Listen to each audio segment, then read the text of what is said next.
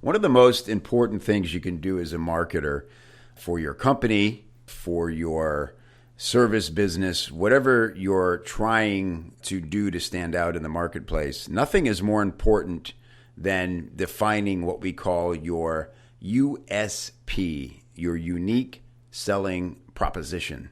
You've probably heard of this and wondered, what the heck does that mean? What is mine? Do I have one of those? How would I even begin to go about creating one of these? So today's special episode of the how-to here on The Truth About Marketing, because I'm bringing on a freelance copywriter and a very valuable member of the copychief community. My buddy Ross O'Loughlin is on with us today. How's it going, Ross? Everything is fantastic, Kev. I'm a huge fan of the podcast, so getting to feature on it is a huge honor. Yeah, it's my honor. And as you guys can hear, Ross is Canadian. And Irish Canadian. Yeah. And Ross has a great ability. You may have read some of Ross's articles on the copychief blog in the past. And one of the things I love that Ross does so well is he teaches us important marketing lessons through really cool topics and gives great examples. Ross had a really popular piece about Conor McGregor and how he has used marketing skills that we can all use to become one of the hottest fighters in UFC, which is the Ultimate Fighting Championship. And because Ross and I are both fans of the UFC, we're going to continue on that theme a little bit today to teach you about USPs. So don't get confused. We're teaching USP through the UFC. And just to give you an escape route, if this ever becomes overwhelming to you, we have all this for you in a brand new article that Ross has written over at the Copychief blog, copychief.com. You'll see the blog tab right there, and you'll see Ross's article. But we're going to give you an overview of it today and teach you exactly what a USP is and how to create one for your business. So again, Ross, thanks for coming on to do this. And let's just start right at the top. What is a USP? Yeah, sure. It's USP is a marketing concept that's strange to a lot of people. But what it is it's the compelling reason why someone should choose your product or service or company over another. The functional definition, which is I've kind of acquired from one of my marketing heroes, Flint McLaughlin from Mech Labs, is that it's the answer to what he calls the value proposition question, which is, if I am your ideal customer, why should I choose you rather than any of your competitors? Great. Yeah, that's a really clean definition. I love that. And so this is important for the obvious reasons that, people say, well, like if you're a pizza shop, you can't just be another place to get a pizza, right? I had tacos for lunch today, and I was sitting there thinking, for me, there's the place where I go for tacos, where I've been going for about a month now, and then there's everybody else. It's not like, where do I want to get a taco today? It's like, oh man, I can't wait to get to California tacos. And I was sitting there and I'm thinking about why are the reasons for that, right? And so there's a few, but number one is they're the best tacos, to me, the best tasting tacos. But then there could be, they could say we use the freshest ingredients, or we got the coolest, music, or, it's the vibe, or whatever it is. So there's all these choices, and this is where people get lost. So in this, what we're going to talk about today is breaking down the elements of a USP and how to define all sectors of your USP. And so Ross, talk about your relationship with the UFC and why we're going to use that organization to teach this today. Yeah, sure. It's a topic that I love to talk about. So as an Irishman, I could go for hours about this. So step in if you have to. But I got into the UFC just over a year ago. Like a lot of things these days, I was just scrolling through Facebook, and one of my friends had posted up one of these videos, which I'd seen before. Like, I was familiar with the UFC, but I had never really been a part of the world. Yeah. And I can't remember how he introed the video, but it was like, can't wait for this fight. Conor McGregor is going to kill him. And I was like, what's this? And I clicked on the video, and it was this really compelling story where were building up this fight between Conor McGregor and an opponent of his, Dustin Poirier, back at the time. And I was just completely compelled. I was sucked into this world, and I was like, what's going on here? Who is this guy? When is this fight going down? And I didn't realize it at the time, but there was a really, really compelling USP to watch that fight. And I did. And since then, I've just gone headfirst into the UFC's world. Yeah. And while I've been in there, like any nerd marketer, I've just been paying very close attention to how they market. And it's really, really, really interesting. Yeah.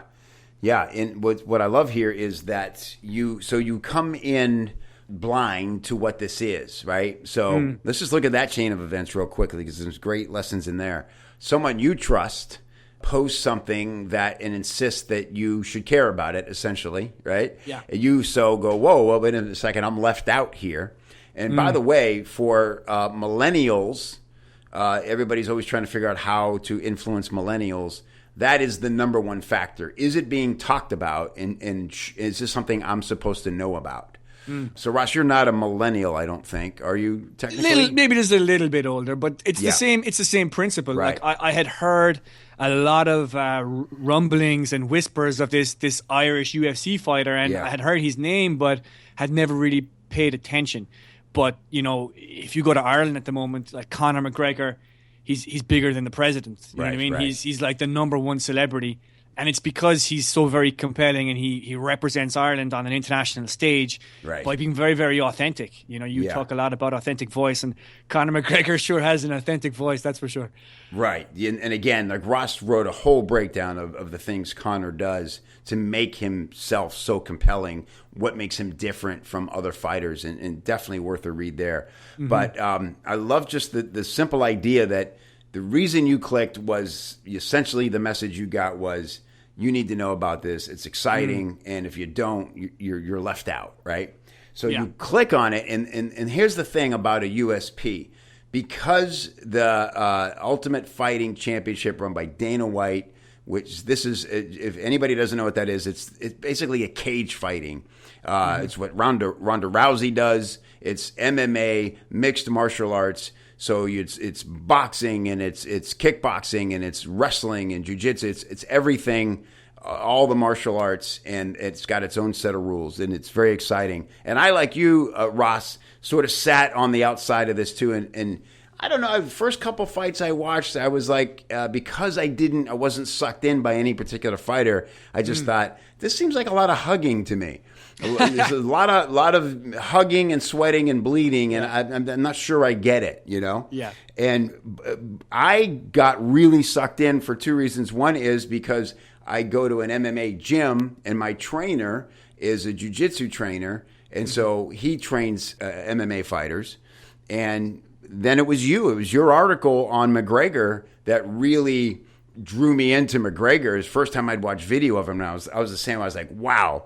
Like, this guy is something special. He's a 1 in a million character, and how do you not? You're going to love or hate him, but it's impossible to ignore this guy. Exactly. So that's when we're thinking about a USP. Like, what is it about your product, your offer, your company that it may not be quite as exciting and hypeable as a title bout or something, but there are things in your company that you need to realize, recognize, and draw out that are going to make your product and your company just as compelling.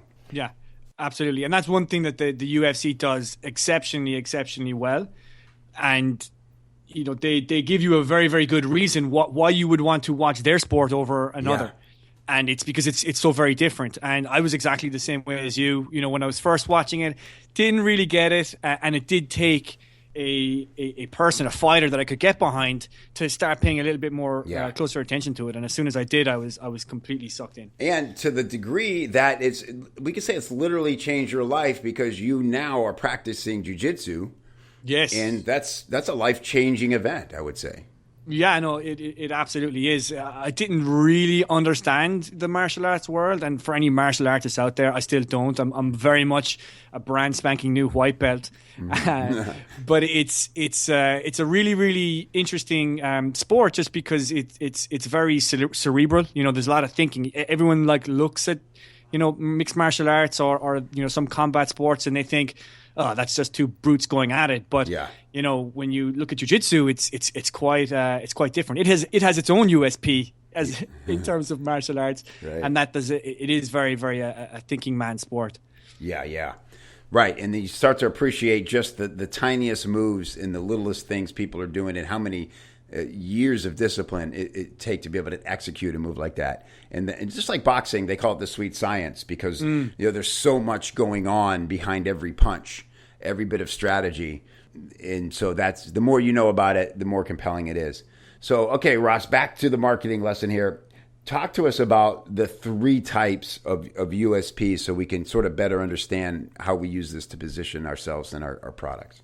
Yeah, sure. So, people out there sometimes think that, I have a USP, and I think that's kind of missing the point. Mm-hmm. Your company just doesn't have just 1 or 3. It can have, many USPs, and, at a very high level, everything you do needs to have a USP. But just to simplify it, the 3 USPs that you should focus on first are, we'll say, your company USP, your personal USP, and then your product USP. So if you were to take the value proposition question, which is, if I am your ideal customer, why should I choose you rather than any of your competitors?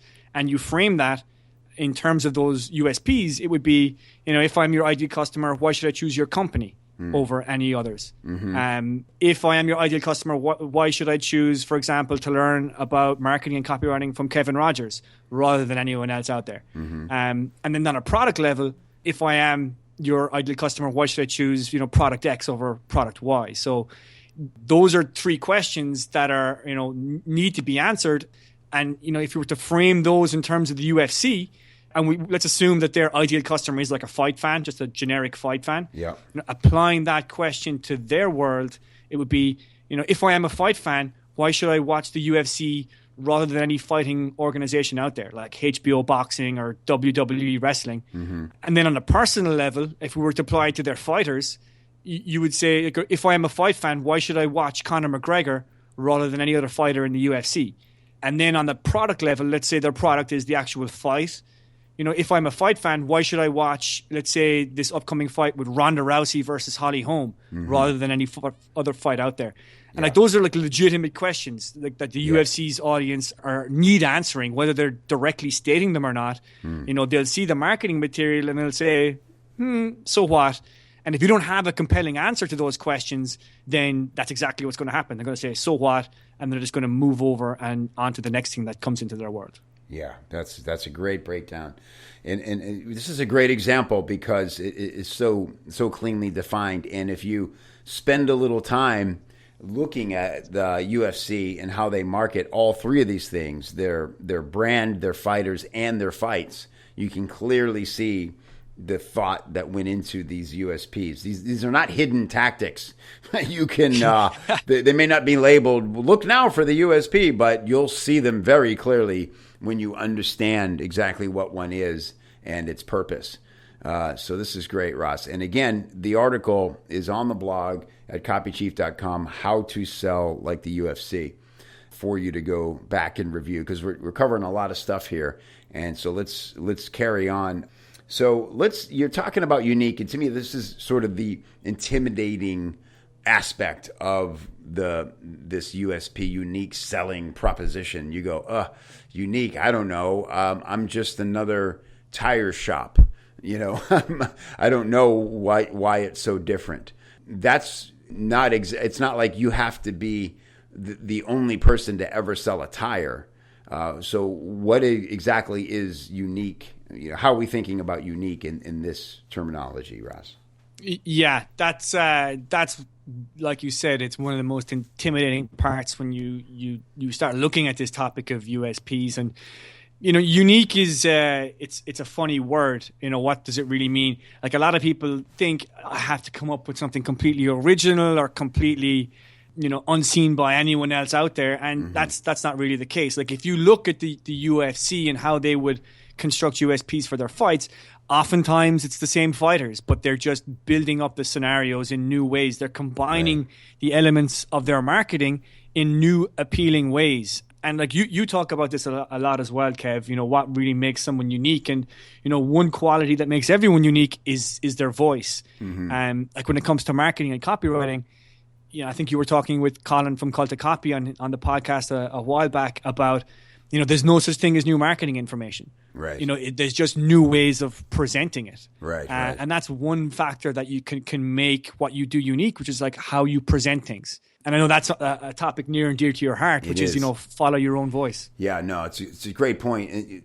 We certainly live in a world where this is a challenge, and a lot of people get too hung up and they hold themselves back by saying, it's all been said, and how am I ever going to say this better than some of the legends? Like if Gary Bencivenga ever mentioned this copywriting tactic, it's foolish of me to ever teach it again.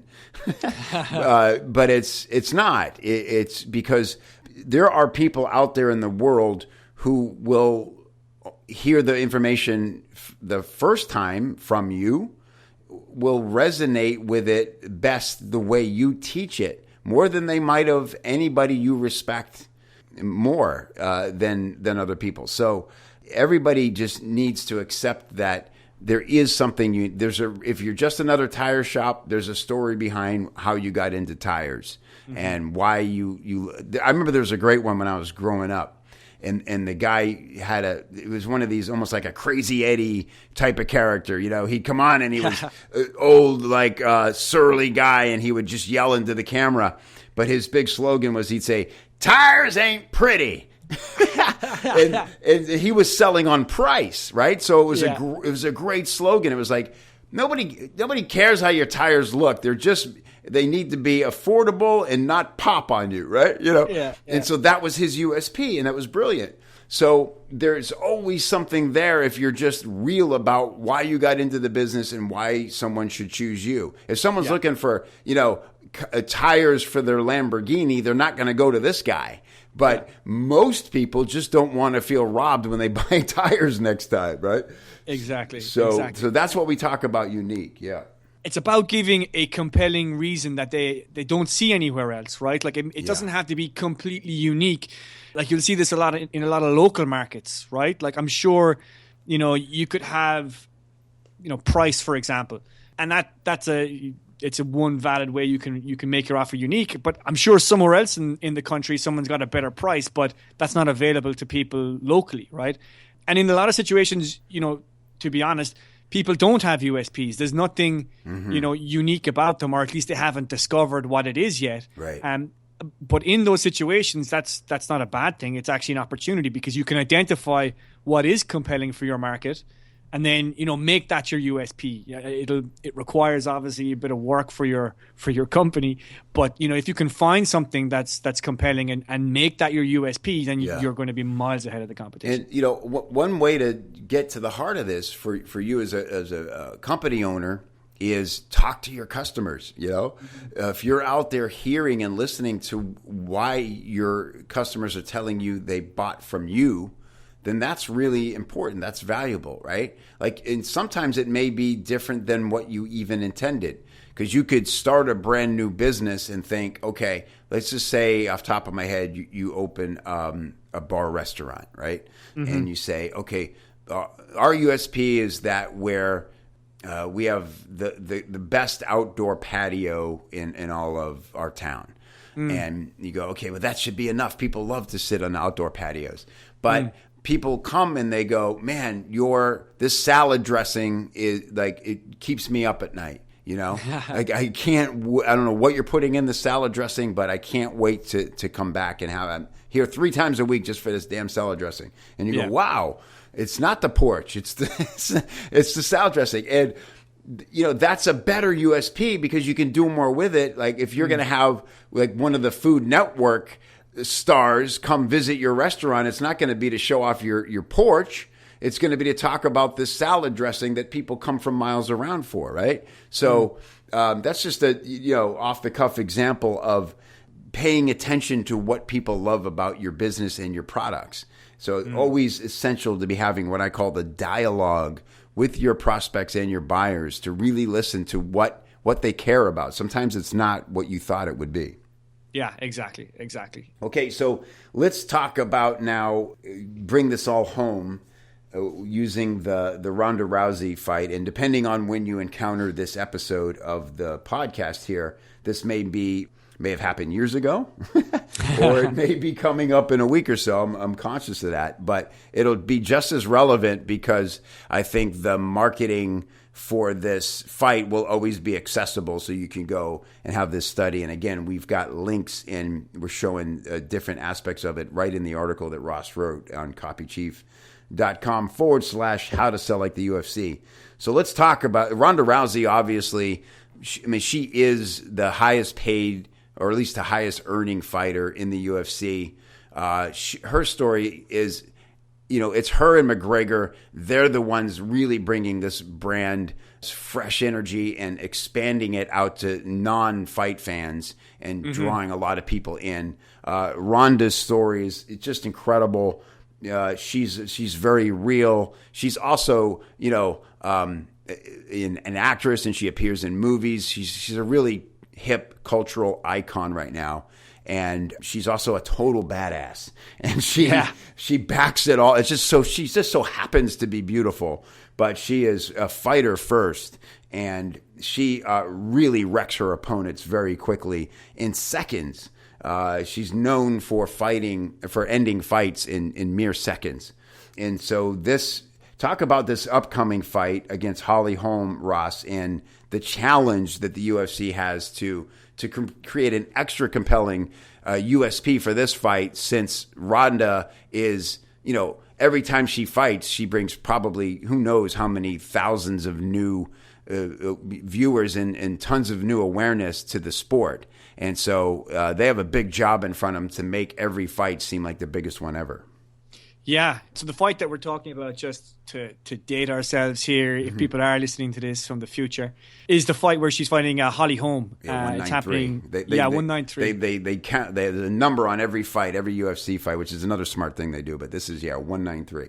Yeah, and it's happening, I think, November 2015. It's actually going to be the biggest fight ever for the UFC, which is one USP they're putting on it. I think it's going to have the largest crowd ever attending one of their events live in the stadium. I think it's happening. I can't remember where.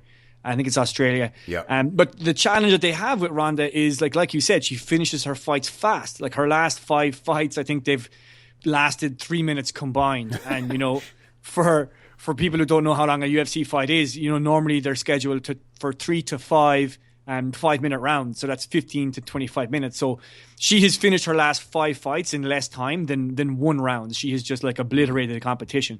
And that you can say, well, why would I tune into this fight? It's only going to last 30 seconds. Am I going to spend $60 on the pay-per-view ticket and sit there just for her to finish it in 30 seconds? So it makes it difficult.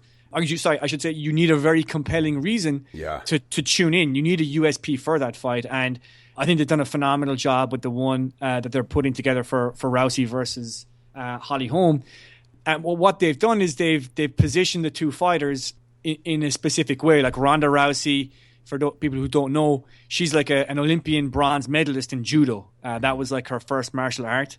And she's gone on to just dominate the UFC. She's beat every single person that's been put in front of her. There has never been another champion in her weight division. It's pretty much been her since females have started fighting in the UFC. But Holly Holm is a real threat because she's another world class champion. She was a boxer and a kickboxer, but she defended her boxing championship, I think, an unprecedented amount of times, 18, 19 times, which is just ridiculous. So one of them is a very, very, we would say, the best female grappler in the world, and the other is the best female striker. And that's a USP in itself. Where else are you going to see these two ladies fight? Yeah. It's going to be this situation. Yeah. Just a side note, if somebody's sitting there going, Wow, women fighting, that just sounds barbaric, right?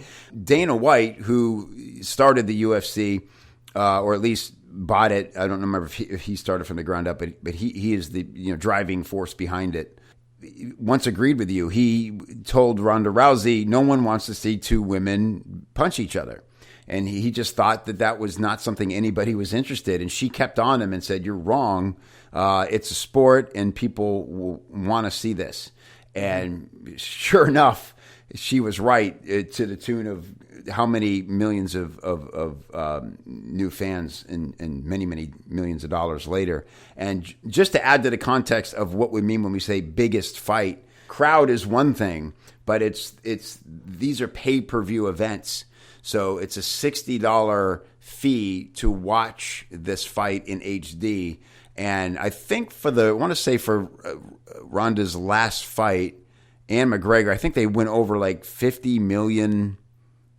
I think it's about 1.5 million pay-per-views that they would sell. So that's the tune of like 60 million dollars in sales just from people wanting access to the fight. Incredible. Yeah.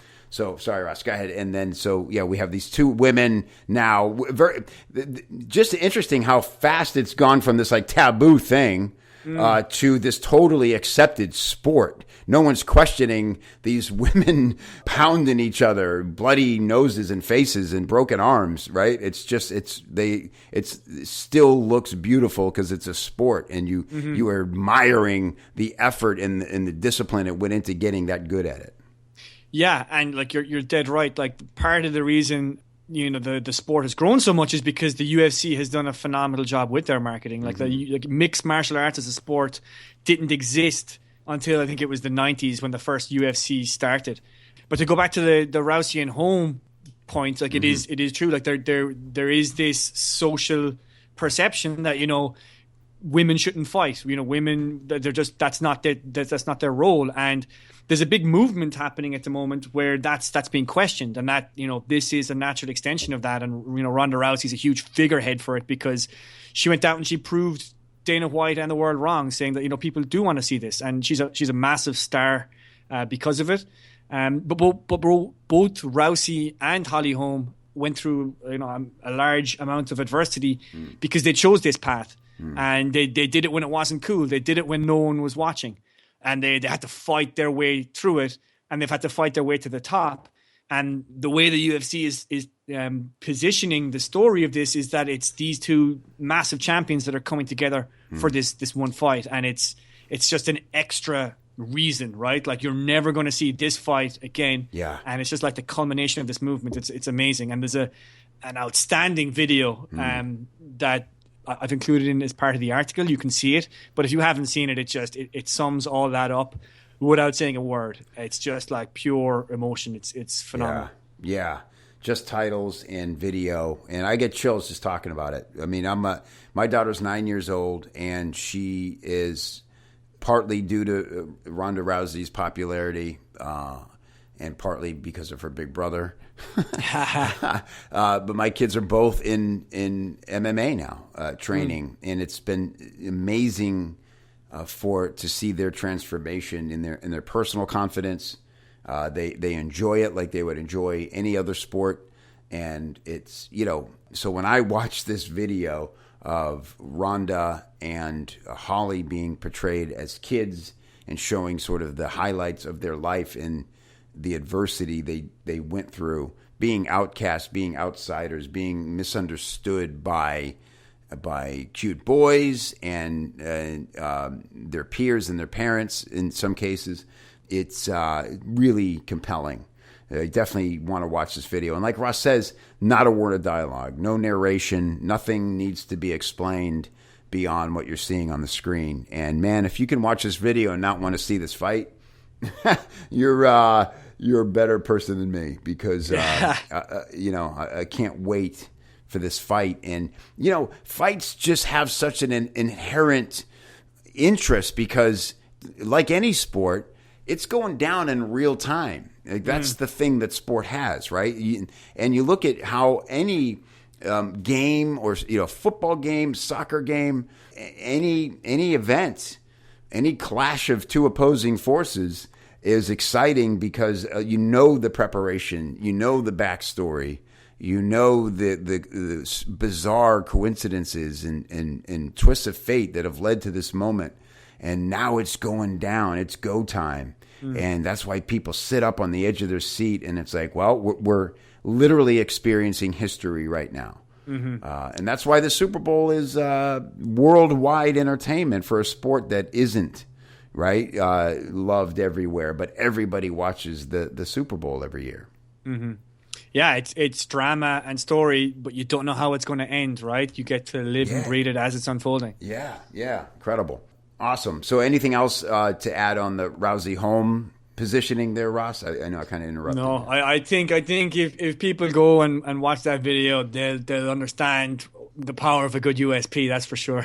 That's right, because if you look at two of the categories are on full display, right? We got this fight and these two fighters.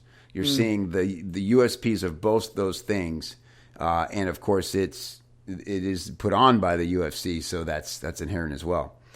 Awesome. Okay, so Ross, we like to give people specific instruction on these how-to episodes, but there's quite a few steps that you've lovingly laid out in this article, so we're not going to cover them all, but give us sort of an overview of what it takes. Where would we start our thinking to go and create a solid, compelling USP?